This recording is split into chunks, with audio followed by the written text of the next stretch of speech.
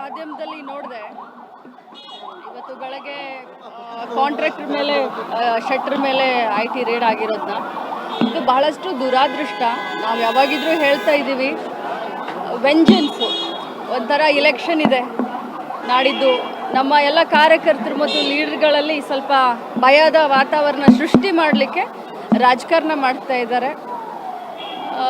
ಏನು ಮದ್ದಿಲ್ಲ. BJPಯವರು EDನ CBIನ ಇನ್ಕಮ್ ಟ್ಯಾಕ್ಸ್ನ ಈ ರೀತಿ ಎಲ್ಲ ರಾಜ್ಯದಲ್ಲೂ ನೋಡ್ತಾ ಇದ್ದೀರಾ, ಮಾಧ್ಯಮದವ್ರಿಗೆ ತಾವೇ ತೋರಿಸ್ತಾ ಇದ್ದೀರಾ. ಪರವಾಗಿಲ್ಲ, ರಿಸಲ್ಟ್ ಹೇಳುತ್ತೆ.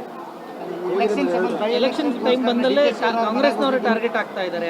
ಖಂಡಿತವಾಗ್ಲೂ ಬೈ ಎಲೆಕ್ಷನ್ ಬಂದಂಥ ಸಂದರ್ಭದಲ್ಲಿ ನಮ್ಮ ಲೀಡರ್ಗಳ ಮಾರಲ್ನ ಡೌನ್ ಮಾಡಬೇಕು, ಕಾರ್ಯಕರ್ತರನ್ನ ಹೆದರಿಸಬೇಕು ಅನ್ನುವಂಥ ನಿಟ್ಟಿನಲ್ಲಿ ಈ ರೀತಿ ರೇಡ್ಗಳನ್ನ ಮಾಡ್ತಾ ಇದ್ದಾರೆ. ಬಟ್ ಇದು ಯಾವುದೂ ಕೂಡ ಇಲೆಕ್ಷನ್ ಮೇಲೆ ಪರಿಣಾಮ ಬೀಳೋದಿಲ್ಲ. ರಿಸಲ್ಟ್ 2ನೇ ತಾರೀಕು ಒಳ್ಳೆ ರಿಸಲ್ಟ್ ಬಂದೇ ಬರುತ್ತೆ.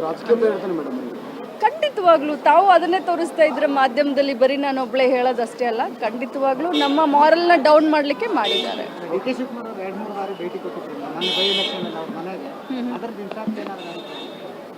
ಅವ್ರ ಮುಂಚೆಯಿಂದನೂ ಅವ್ರ ಆಪ್ತರಂತ ತಮಗೆಲ್ಲರಿಗೂ ಗೊತ್ತಿದೆ. ಸೊ ಈಗ ಭೇಟಿ ಕೊಟ್ಟಿದ್ದು ಮುಂಚೆಯಿಂದನೂ ಅವ್ರ ಜೊತೆಯಲ್ಲೇ ಇದ್ದವರು.